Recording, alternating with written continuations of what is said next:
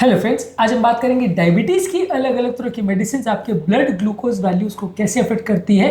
जब आप घर पर ग्लूकोमीटर द्वारा अपने ब्लड शुगर को चेक करते हैं तो आपको पता होना ज़रूरी है कि अलग अलग तरह की मेडिसिन आपके ब्लड शुगर वैल्यूज़ को सिग्निफिकेंटली अफेक्ट कर सकती है। और इसका भी ध्यान रखने की ज़रूरत है जब आप अपनी ब्लड शुगर वैल्यूज़ को चेक कर रहे हैं। मान लीजिए अगर आपने ब्लड शुगर वैल्यूज़ को चेक किया और उससे कुछ पहले आपने दवाई ली है जो कि शॉर्ट एक्टिंग और स्ट्रॉन्ग मेडिसिन है, तो शुगर वैल्यूज़ को वो नॉर्मल या नीचे भी ला सकती है। अगर आपने ऐसी मेडिसिन ली है जो कि कई घंटे पहले ली है और लॉन्ग एक्टिंग मेडिसिन है तो उसका इफेक्ट रहेगा। अगर शॉर्ट एक्टिंग मेडिसिन है तो नहीं रहेगा। तो ये सारे एस्पेक्ट्स को भी समझना जरूरी है, क्योंकि ब्लड शुगर वैल्यूज़ को यदि हम रैंडमली चेक कर लेते हैं और हम ये ध्यान नहीं रखते कि मेडिसिन कितने घंटे पहले ली थी, कौन सी मेडिसिन ली थी, उसका क्या फीचर्स है, तो हमारी रीडिंग ज़्यादातर गलत आएंगी, ज़्यादातर बायस्ड आएंगी और हम उसके हिसाब से गलत डिसीजन लेंगे। अननेसेसरी पैनिक भी क्रिएट होगा और अननेसेसरी हम अपने डॉक्टर्स को भी परेशान करेंगे, गलत मैनेजमेंट करेंगे।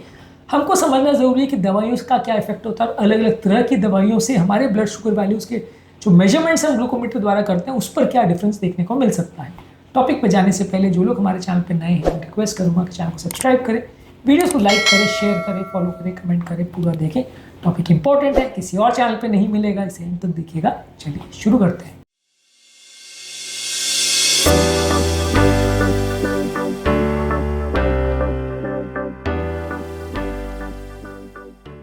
सबसे पहले डायबिटीज़ की अलग अलग मेडिसिन में इंसुलिन सबसे इंपॉर्टेंट होता है, बहुत कॉमनली यूज होता है। इंसुलिन कई तरीके का होता है, ये शुगर वैल्यूज़ को सडनली चेंज करता है। इंसुलिन का अगर शॉर्ट एक्टिंग टाइप का है तो वो लेने के कुछ घंटे के अंदर आपका शुगर वैल्यूज़ को ड्रॉप करेगा और 3-4 घंटे में उसका इफेक्ट चला जाएगा, जैसे कि रेगुलर या शॉर्ट एक्टिंग इंसुलिन करता है। जो लॉन्ग एक्टिंग या बेड टाइम इंसुलिन होता है, जो कि दिन भर में एक बार लिया जाता है, जैसे ग्लार्जीन और एस्पार्टेट इंसुलिन है, इनका 24 घंटे ऐसा रहता है, लेकिन ये सडन ड्रॉप नहीं करेगा, धीरे धीरे अपने बेसल शुगर लेवल्स को थोड़ा ड्रॉप करेगा, पर ये आपका सडन शुगर का ड्रॉप नहीं करेगा। आप उसको जब लोगे तो उसके 1-2 घंटे में अगर आपने शुगर वैल्यूज़ को चेक किया तो बहुत सिग्निफिकेंट फर्क नहीं आएगा, जबकि रेगुलर इंसुलिन के अगर 1-2 घंटे में आपने चेक किया तो शुगर वैल्यूज़ बहुत ज़्यादा डिफरेंट आएंगी, बहुत ज़्यादा कम आ सकती है और आपको लगेगा कि आपका शुगर बहुत कम है या बहुत अच्छा कंट्रोल है, जो कि एक्चुअल रियलिटी नहीं होगी, क्योंकि उसी समय आपने इंसुलिन लिया है तो वो असर कर सकता है। एक आता है मिक्स्ड इंसुलिन, जिसमें अलग अलग तरह के इंसुलिन का अलग अलग रेशियो में कॉम्बिनेशन होता है। इसमें शॉर्ट एक्टिंग और इंटरमीडिएट एक्टिंग इंसुलिन को मिलाया जाता है, यानी कि एक जो रेगुलर इंसुलिन है जो कि तुरंत असर करता है, शॉर्ट ड्यूरेशन असर करता है, ज़्यादा स्ट्रांग होता है, और एक होता है जो थोड़ा लॉन्ग असर करता है, यानी इंटरमीडिएट असर करता है, 12-16 घंटे करता है। तो इन दोनों को मिलाया जाता है। अब उसमें क्या प्रोपोर्शन में मिलाया गया है वो भी मैटर करता है। इसमें अलग अलग कॉम्बिनेशन आता है, 50-50 आता है, 60-40 आता है, 70-30 आता है। तो अगर मान लीजिए किसी व्यक्ति को आपने ये वाला इंजेक्शन दिया तो उसका कितने घंटे बाद आपने सैंपल लिया, उसके हिसाब से फर्क पड़ेगा।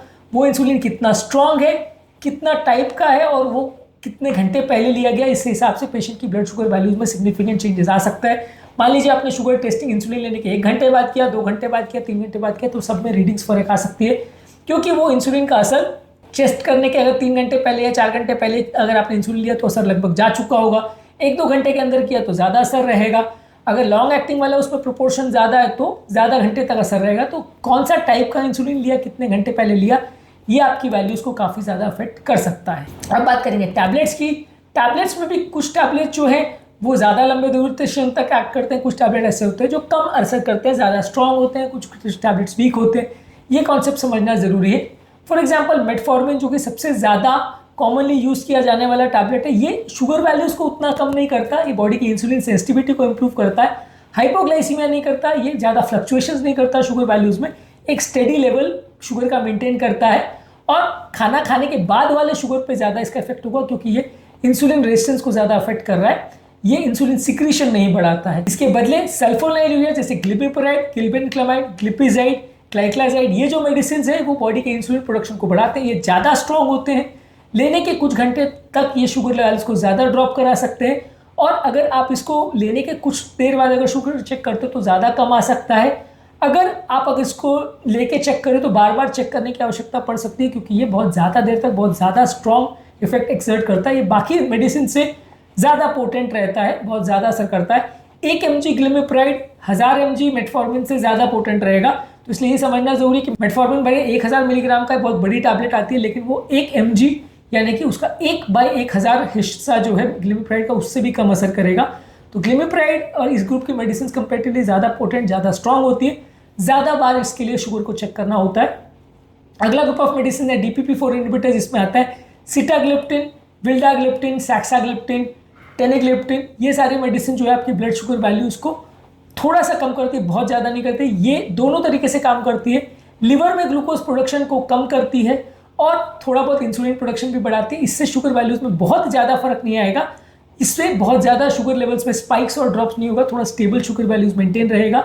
अगला ग्रुप ऑफ मेडिसिन है SGLT2 इनहिबिटर, जिसमें आता है एम्पैग्लिफ्लोजिन, केनाग्लिफ्लोजिन, डेपैग्लिफ्लोजिन, जो कि शुगर के या ग्लूकोज के एक्सक्रीशन को यूरिन में बढ़ाता है। इससे कोई भी शुगर वैल्यूज बहुत ज़्यादा कम नहीं होगी, इससे बॉडी थोड़ा डिहाइड्रेटेड हो सकती है, यूरिन प्रोडक्शन बढ़ सकता है, लेकिन शुगर वैल्यूज में बहुत फ्लक्चुएशन नहीं आएगा।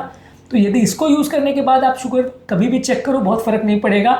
DPP-4 इनहिबिटर्स या मेटफॉर्मिन में भी इतना फर्क नहीं पड़ेगा, लेकिन सल्फोनाइलुरिया ग्रुप की मेडिसिन अगर आप ले रहे हो तो उसमें ज़्यादा फर्क पड़ेगा और उसका टाइमिंग को नोट करना ज़्यादा जरूरी है, क्योंकि वो शॉर्ट एक्टिंग और बहुत ज़्यादा स्ट्रॉन्ग मेडिसिन है। अगला ग्रुप ऑफ मेडिसिन है GLP-1 एगोनिस्ट, जो कि बॉडी का इंसुलिन सिक्रीशन बढ़ाता है और बेसिकली ये हमारे ब्लड शुगर लेवल्स को कम करने के लिए भूख को कम करता है, ग्लूकागॉन के सिक्रीशन को भी कम करता है। तो ये सेमाग्लूटाइड या लीराग्लूटाइड करके मेडिसिन है। ये लेने के बाद हमारा खाने के बाद का जो शुगर वैल्यूज है वो कंपैरेटिवली कम रहेगा, वेट लॉस करने में मदद करता है। इसको खाने के बाद थोड़ा नॉजिया वगैरह हो सकता है, लेकिन शुगर वैल्यूज इतना ज़्यादा ड्रॉप नहीं होगा अनलेस एंड अनटिल आप कोई और मेडिसिन साथ में ले रहे हो। देखिए, एक और कॉन्सेप्ट भी समझना ज़रूरी है कि यदि आप कोई शुगर के मेडिसिन के कॉम्बिनेशंस ले रहे हैं तो आपके शुगर वैल्यूज़ में ज़्यादा वेरिएशन देखने को मिल सकता है। आपके शुगर वैल्यूज़ में मल्टीपल ड्रग्स के अलग अलग इफेक्ट्स आ सकते हैं। अगर आपने 3 दवा का कॉम्बिनेशन लिया तो हर दवा के काम करने का तरीका अलग होगा। मान लीजिए आपने ऐसा कॉम्बिनेशन लिया जिसमें डेपैग्लिफ्लोजिन है, सिटाग्लिप्टिन है और मेटफॉर्मिन है, तो तीनों दवा अलग तरह से काम करेंगी, हर एक का अपना रिस्पॉन्स पैटर्न होगा और अलग अलग तरह से वो शुगर वेरिएशन करेंगी।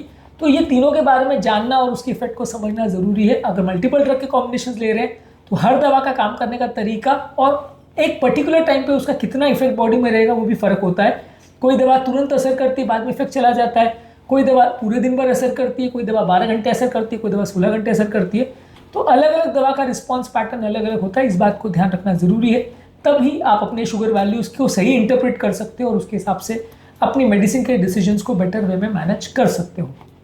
आज के टॉपिक में हमने बात करी कि डायबिटीज़ की मेडिसिन का क्या इफेक्ट होता है ब्लड शुगर वैल्यूज़ पर, और यदि हम घर पर शुगर चेक कर रहे हैं तो इस बात को ध्यान रखना क्यों आवश्यक है, ये हमारे ग्लूकोमीटर की रीडिंग्स को और उसके इंटरप्रिटेशन को कैसे इफेक्ट कर सकता है।